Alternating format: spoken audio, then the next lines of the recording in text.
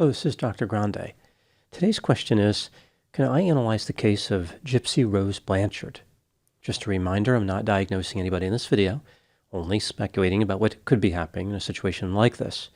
If you enjoy this video, please like it, subscribe to my channel, and consider supporting me on Patreon. I'll put a link to Patreon in the description for this video. First, I'll look at the background of this case, move to the timeline of the crime, then offer my analysis. Gypsy Rose Blanchard was born on July 27, 1991, and was raised in the state of Louisiana. Her parents, Rod and Dee Dee, separated after Rod realized that he was not in love with Dee Dee. Gypsy was raised by her mother. When Gypsy was 3 months old, Dee Dee took her to the hospital, claiming that her daughter had sleep apnea. Physicians could not find anything wrong with Gypsy. This would be the first of many times that Dee Dee said Gypsy was ill when nothing was wrong. Dee Dee would go on to falsely claim that Gypsy had a number of conditions, including leukemia, asthma, visual impairment, hearing impairment, epilepsy, lung disease, intellectual disability, muscular dystrophy, and a chromosomal defect. Gypsy lived a life as if she was suffering from a disability. For example, she used a wheelchair, and Dee Dee took Gypsy to events with the Special Olympics. This fraud around Gypsy's medical status wasn't Dee Dee's only crime. She had been arrested a few times for various offenses, including writing bad checks. At one point, when Gypsy and Dee Dee lived with Dee Dee's father and stepmother, family members suspected that Dee Dee was poisoning her stepmother with a weed killer. When Dee Dee and Gypsy moved out of the residence, the stepmother's health improved. In August 2005, the home where Gypsy and her mother lived was destroyed by Hurricane Katrina, which meant they had to live in a shelter for a while. Dee Dee claimed that all of Gypsy's medical records had been destroyed in the hurricane, including her birth certificate. The mother and daughter moved to Aurora, Missouri. Not long after this, in 2008, they moved to a house in Springfield, Missouri, which had been constructed by Habitat for Humanity. This was part of a pattern of Dee Dee collecting charitable contributions due to her claims about Gypsy's health. Dee Dee received many other benefits, including trips to Walt Disney World, backstage passes to Miranda Lambert concerts, and airfare to a hospital in Kansas City. Gypsy's father, Rod, was paying Dee Dee $1,200 a month in child support, although Dee Dee lied and said he did not send money.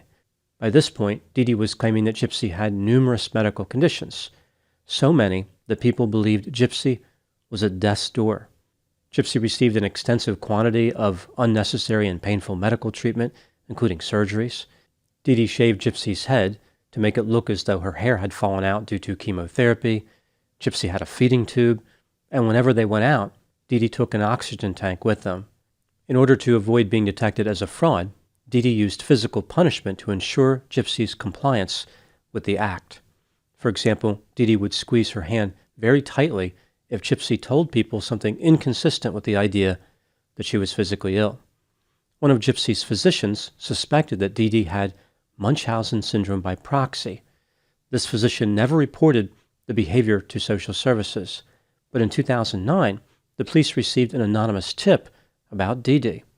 The tip said that she used various names and dates of birth for herself, as well as for her daughter.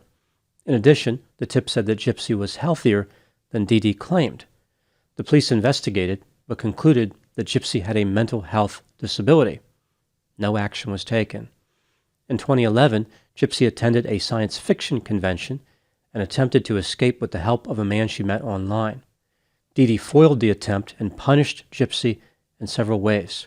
She handcuffed her to a bed, smashed her computer with a hammer, threatened Gypsy with the hammer, and falsely claimed that she had filed some type of paperwork with the police declaring Gypsy to be mentally incompetent, which meant that if Gypsy ever went to the police, they would send her right back home to Dee Dee.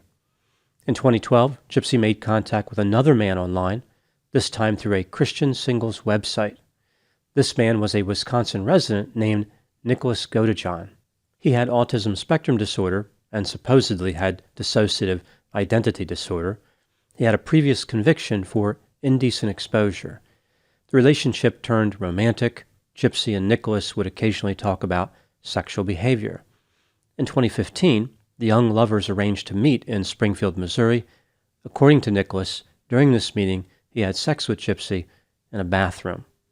Now moving to the timeline of the crime. Over the next few months, Gypsy and Nicholas conspired to murder Dee Dee Blanchard.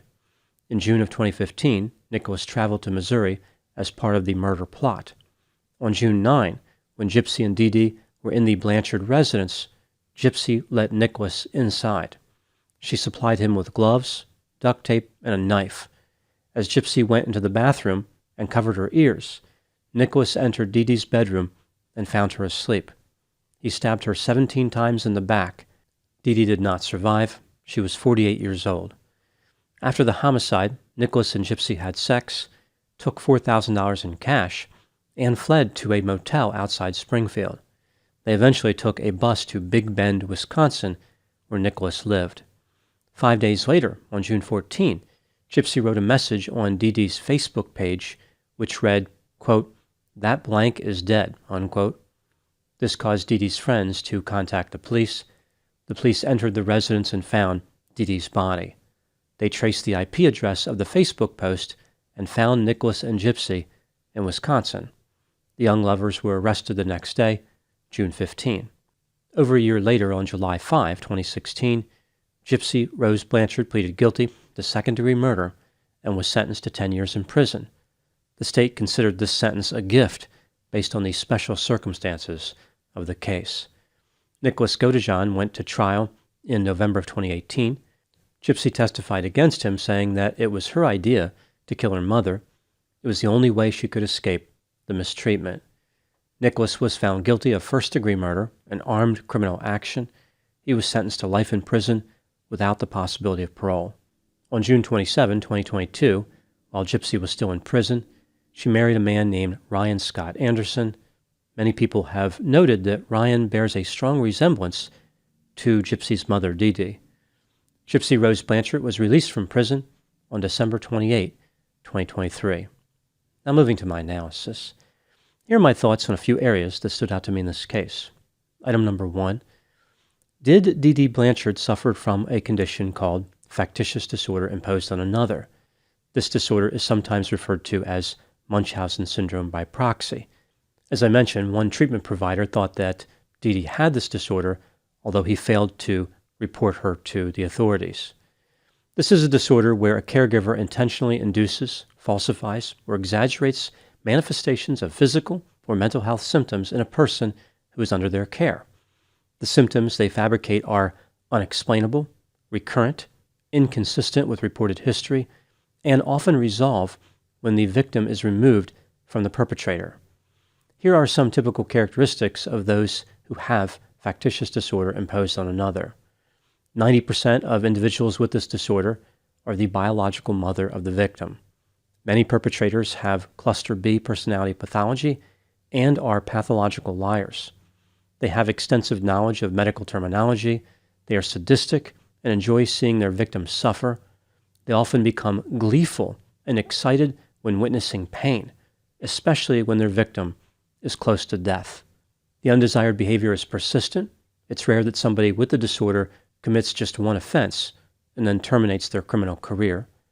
Perpetrators often present as overly attentive and attached to the victim. They want to be viewed as a victim themselves. They love attracting attention and sympathy. They often refuse to accept a mental health diagnosis for the victim, instead preferring a physical health diagnosis. Perpetrators tend to visit many different physicians looking for a specific diagnosis. The motivation for factitious disorder imposed on another is often conceptualized as unconscious. The individual doesn't have the insight to truly understand their own motivation, but they do understand the difference between right and wrong. With all this in mind, I think it is reasonable to believe that Dee Dee Blanchard had factitious disorder imposed on another. Given that she is dead, there is no way to know for certain, of course, but her behavior is highly consistent with other people who had the disorder. Item number 2, Dee Dee's expression of factitious disorder imposed on another was particularly dangerous. There is no known effective treatment for this disorder, and it comes with a 10% mortality risk for the victim. So this was extremely dangerous for Gypsy. Dee Dee had taken Gypsy to local hospitals and other treatment providers hundreds of times, and Gypsy underwent multiple surgeries. Essentially, Dee Dee had tortured her daughter the entire time they were together. Gypsy had a reason to fear for her safety. Item number 3. Some people look at the case of Gypsy Rose Blanchard and wonder why she simply didn't run away. I don't think it was as simple as this from her perspective. Dee Dee had contained Gypsy in a prison of manipulation, deception, threats, and physical harm. Among the many lies that Dee Dee told, she warned Gypsy that the police were not on her side. Dee Dee misled Gypsy into believing that the police would view her as mentally incompetent and simply return her home. Furthermore, even when the police did investigate, after they received that anonymous tip, they didn't do anything. In Gypsy's mind, this only reinforced the idea that Dee Dee must have been correct. The police could not be trusted. In addition to an understandable lack of trust for authority, Gypsy had not been given an opportunity to form her moral beliefs under normal circumstances. She may not have truly understood right from wrong. Her main morality teacher was Dee Dee Blanchard. Having Dee Dee as a morality teacher is like contacting Prince Andrew to teach public relations, or hiring Hunter Biden as a tax consultant. Gypsy's ability to rationally evaluate evidence may have been compromised. She was not able to look at her situation and understand the most logical course of action. She may have even had a problem distinguishing reality from fiction. The world of fraud that Dee Dee had constructed was pretty convincing to Gypsy, especially considering that Dee Dee managed to manipulate multiple clinicians and other members of the community.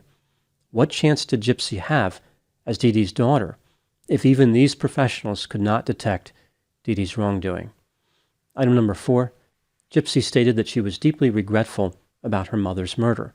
She said, quote, "If I had another chance to redo everything, I don't know if I would go back to when I was a child and tell my aunts and uncles that I'm not sick and mommy made me sick, or if I would travel back to just the point of that conversation with Nick and tell him, you know what, I'm going to tell the police everything. I kind of struggle with that," unquote. It seems clear that Gypsy does not view herself as a hero for killing her mother. She said, quote, "Nobody will ever hear me say, I'm glad she's dead, or I'm proud of what I did. I regret it every single day," unquote. Item number 5. To say that Dee Dee Blanchard was not a sympathetic victim is the understatement of the century. Some of her family members implied that she deserved to be killed. Her family refused to pay for her funeral. Ultimately, her father and stepmother flushed her ashes down a toilet. This brings me to item number 6. Given that Dee Dee had been committing serious crimes against Gypsy for decades, was Gypsy actually guilty of murder, or was her behavior justified as self-defense? Let's take a look at the evidence both for and against the idea that Gypsy was guilty, starting with the inculpatory factors. Gypsy admitted that it was her idea to kill her mother and that she facilitated the homicidal effort. She had multiple opportunities to contact law enforcement or others who would have helped her. For example, Gypsy had access to a phone, a computer, or could have simply walked outside and approached neighbors. After the murder, Gypsy took cash and fled. It's clear she understood that her actions were illegal. Moving to the exculpatory factors, Dee Dee was a criminal offender who repeatedly mistreated Gypsy in ways that caused great suffering and could have resulted in death. As Gypsy grew older, Dee Dee's level of dangerousness did not decrease. If anything, Gypsy was at a greater risk because she was becoming independent, and Dee Dee did not want to lose control over her. 4 years before Dee Dee was killed, she prevented Gypsy from escaping. Dee Dee convinced Gypsy that the police could not be trusted, therefore going to the police would backfire. The mistreatment at Dee Dee's hands may have left Gypsy with a distorted understanding of reality. When considering all the evidence, do I think that Gypsy Rose Blanchard was guilty of murder? No, I do not believe she was guilty beyond a reasonable doubt. What do I think happened in this case? This is just a theory, my opinion. Dee Dee Blanchard had become an imposing and dangerous figure in Gypsy's life. She had cut off traditional routes for Gypsy to call for help, such as involving the police, leaving Gypsy with few choices as far as self-defense. In Gypsy's mind, battling such an imposing monster would require another monster who was even more terrifying. she found this in the form of Nicholas Godejohn. Dee was the chief architect of her own demise. She supplied the fear, pain, terror, and helplessness which was used to construct her death. Every building block in the homicidal plan came from Dee's own hands. Killing her mother was not the best way for Gypsy to handle the situation, but from Gypsy's perspective, she was acting in self-defense. Now moving to my final thoughts. The theme of this case is how everyone failed Gypsy Rose Blanchard. She suffered under highly suspicious circumstances for decades, yet no one did anything to help. When Gypsy neutralized her tormentor, she was sent to prison. The state tried to frame her 10-year sentence as a gift due to the special circumstances. It was far from a gift.